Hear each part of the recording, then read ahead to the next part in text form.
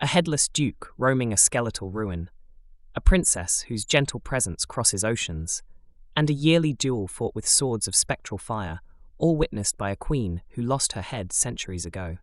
Royal history isn't just written in books. In Britain, it's written in the shadows.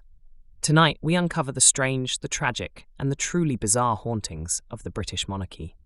You won't want to miss the fiery finale at Blofield. Welcome to your Spooky Chronicles, Haunted Britain Thursdays.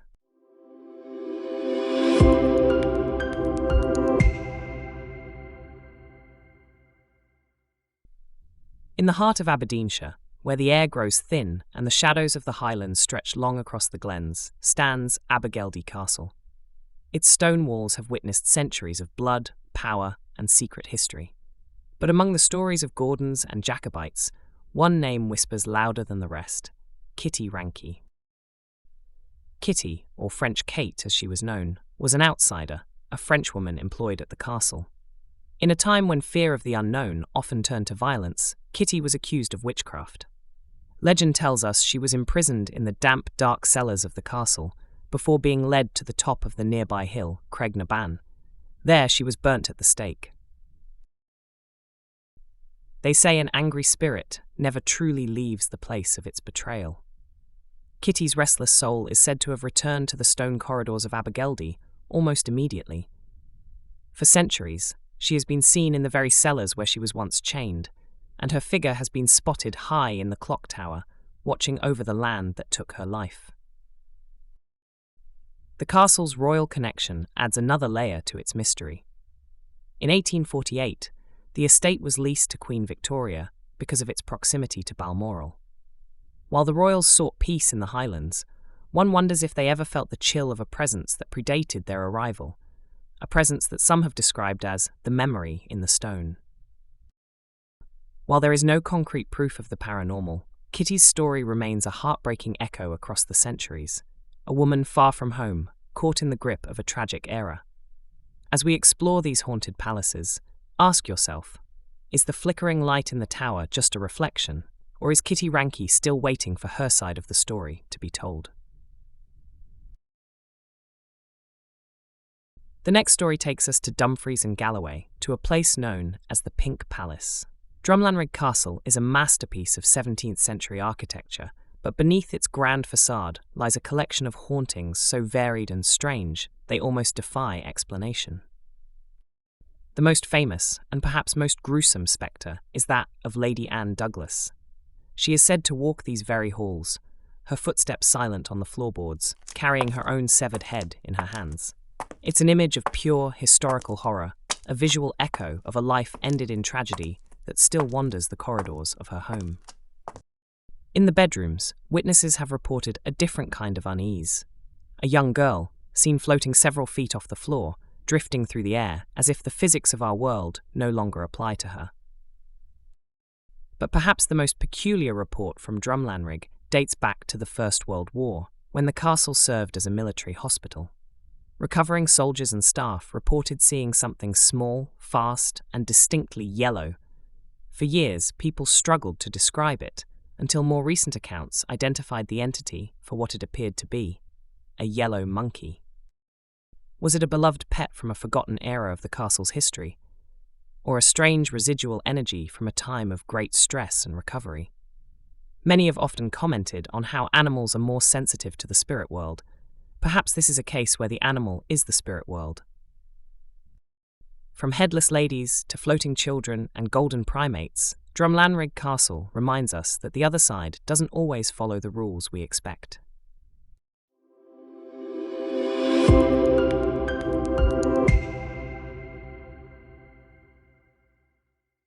From the wild Scottish glens, we now travel south to rural and historic Northamptonshire, to one of the most famous estates in England, Althorp Park. For over 500 years, this has been the seat of the Spencer family. While it is now known to the world as the childhood home of Princess Diana, the house itself holds memories and residents that refuse to fade. In the early 19th century, a witness was startled awake to find a figure standing over their bed. It was the stable groom, clear as day, holding a bright lantern that illuminated the room. The shock wasn't just the intrusion, It was the fact that the groom had been buried exactly 2 weeks prior. He didn't speak, he simply stood there, a silent guardian in the night. But the groom isn't alone. Althorp seems to be a place where the veil is thin for those who served the family. There are reports of an old servant who still makes his rounds. If you leave a light on in your bedroom at night, don't be surprised if you hear the door creak open. He is said to visit any room where the lamp hasn't been extinguished, perhaps still tending to the duties he performed in life. Even in more recent history, the Spencers' guests have encountered the unexpected. In 1975, a few months after the passing of Jack Spencer, he was reportedly seen mingling at a party within these very walls, not as a terrifying apparition, but as a familiar friend attending one last social gathering. From the ghostly child seen before the First World War to the loyal servants who still walk the corridors, Althorp reminds us that a house isn't just made of stone and art, it's made of the people who loved it. And at Althorp, it seems some of them never truly said goodbye. We move now to Buckinghamshire, to the brick and timber elegance of Chenies Manor. This house is a Tudor jewel, but it carries a restless noise within its walls, a sound that has echoed through the corridors for over 70 years. Since the 1950s, residents and visitors haven't just seen things here, they've heard them. The most persistent report is the sound of a phantom figure walking the floorboards. It isn't a steady walk, it is the laboured sound of someone dragging a foot, as if injured or burdened by age. While many believe this is the spirit of a long-forgotten priest, others have a more royal theory. Some say the heavy, dragging step belongs to none other than King Henry VIII himself. The king stayed here twice, once with Anne Boleyn, and later with Catherine Howard. In his final years, Henry famously suffered from painful, ulcerated legs that made every step a struggle. Could it be that the king's physical pain was so intense it left a scar on the house itself? This memory in the stone theory is bolstered by the manor's secret room, where the door is said to open and close by an unseen hand, as if someone is still trying to keep a royal secret hidden away.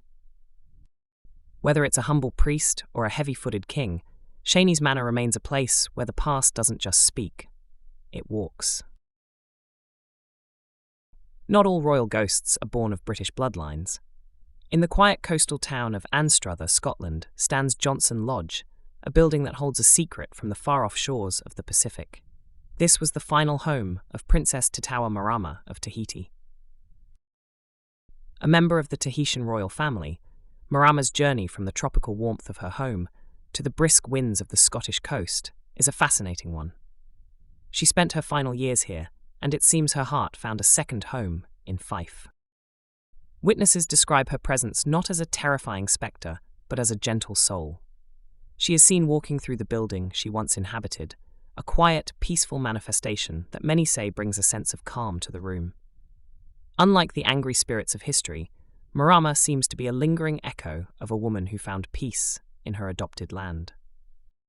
Some hauntings are born of tragedy, but others seem to be born of a simple, deep connection to a place. At Johnson Lodge, Princess Marama remains a reminder of a royal life that crossed oceans, only to find a permanent resting place in the heart of Scotland.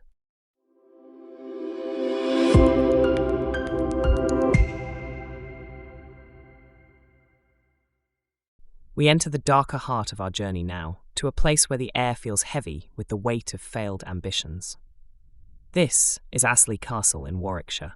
Once a grand fortified manor, it is now a place of echoes and shadows, haunted by a man who lost everything in the pursuit of a crown. This was the home of Henry Grey, the Duke of Suffolk. Henry was a man of immense power and even greater ego. He was the father of Lady Jane Grey, the 9 Days Queen. When his daughter's reign collapsed and the axe fell on her young life, Henry's fate was sealed alongside hers. Henry was executed at the Tower of London in 1554, but his spirit is said to have fled the city, returning to the ancient stones of his family home. He is seen here as a headless figure, a silent, terrifying manifestation of his brutal end. He doesn't speak, he simply roams the grounds, perhaps still searching for the daughter he led to the scaffold, or the status he so desperately craved. While his execution took place miles away in London, Astley seems to have called him back. Comments often reflect on how spirits return to the places where they were once happy, or where they felt the most guilt. At Astley, the Duke of Suffolk remains a headless reminder of a father's ambition and a family's tragic fall. We come now to a place of shadow and stone that holds one of the darkest echoes in British history, Berkeley Castle. While many fortresses boast of their royal guests, Berkeley is forever marked by the tragedy of a king who was brought here not as a guest, but as a prisoner. In 1327, King Edward II was deposed by his own wife, Queen Isabella, who we will hear more about later in the video, and her lover, Roger Mortimer. He was confined within these walls, in a cell that can still be visited today. History tells us his end was brutal, a death so agonizing that it is said to have left a permanent scar on the very air of the castle. It is said that every year, on the 21st of September, the anniversary of his passing, the silence of Berkeley is shattered. Witnesses have reported hearing blood-curdling screams echoing from the depths of the castle, a spectral replay of the king's final, desperate moments.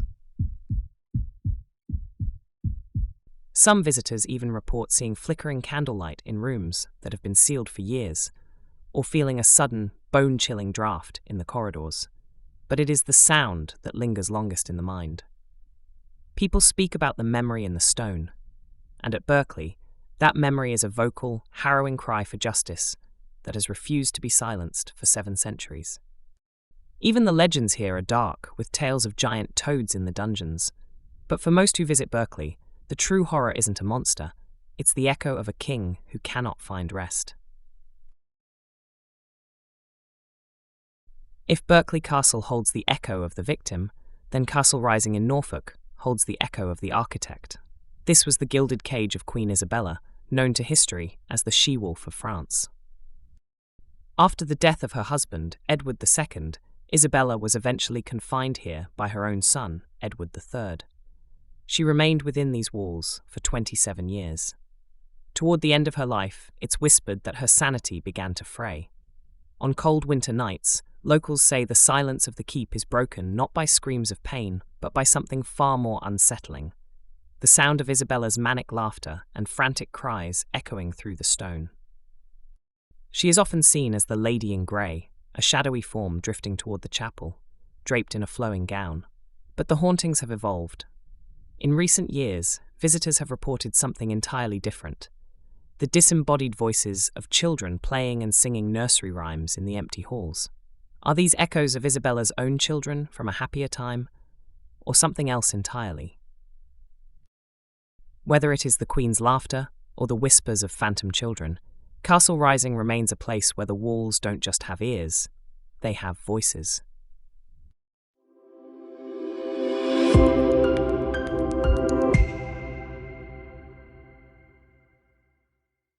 As we leave the dark keeps behind, we find ourselves in the open air of Derbyshire's Bradwell Vale. Here, the haunting isn't confined to a single room or a dark cellar. Instead, it moves across the landscape, a fleeting glimpse of the Virgin Queen herself. Once a year, on a date known only to the spirits themselves, a royal procession is said to appear on the road heading toward Hazelbadge Hall. At its heart is Queen Elizabeth I, travelling with a full spectral entourage. This isn't a lonely ghost, it is a royal progress, frozen in time. Witnesses describe more than just a visual. They speak of the unmistakable sound of horses' hooves and the faint, ghostly echo of royal fanfare. And in Bradwell Vale, the 16th century seems to overlap with our own for just a few moments each year. While there is no official record of Elizabeth visiting this specific hall in life, the annual nature of this appearance suggests a powerful hidden connection. Is it a residual videotape of a lost moment in history, or is the Queen still making her rounds of the country she ruled for 44 years? In the seaside air of Brighton, royal history takes on a more scandalous tone. Here the stories aren't just of crowns and battles, but of forbidden love and secret passages. This is Steinhouse, once the home of Maria Fitzherbert, a woman who held the heart of the future King George IV. Legend says a secret tunnel once connected this house directly to the royal pavilion, allowing Maria and George to meet away from the prying eyes of a court that forbade their union. While the tunnel itself remains a subject of debate, Maria's presence in the house is much harder to dismiss. Witnesses have reported seeing a female form in a long, elegant gown gliding through the basement corridors. She doesn't turn or speak, she simply walks toward the foundation of the house and vanishes directly into the wall, precisely where the entrance to the legendary secret tunnel is said to have been. Maria was a woman of deep faith and loyalty, caught in a relationship that the laws of the land refused to recognize. Does love keep a soul anchored to a place? At Steinhaus, it seems Maria Fitzherbert is still waiting for her royal lover, forever walking the path that once kept their secret safe. Whether the tunnel exists in stone or only in spirit, Maria remains an integral part of Brighton's haunted heritage, a ghostly reminder that even for royals, the path to true love was never easy. We conclude our journey into royal secrets back at the Royal Pavilion, the Prince Regent's pleasure palace. But while the halls were built for royalty, one of its most persistent ghosts was a woman from the working heart of Brighton. Between the two world wars, a witness was startled to see an older woman in grey carefully examining the banquet tables, as if checking the settings for a royal feast. He gave chase, but the figure was too fast, vanishing into the shadows of the great kitchen. Research later identified the spirit as Martha Gunn. Martha was no courtier, she was a celebrated dipper. In the 18th century, she operated the wooden huts that rolled bathers into the sea.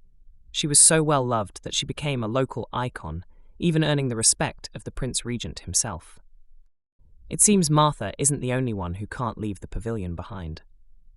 The Prince Regent, who later became King George IV, is also said to still walk his former home, perhaps still reliving the legendary parties of his youth. Two very different lives, bound together by a single building. Whether it's a king or a dipper, the pavilion holds on to its residents long after the music has stopped.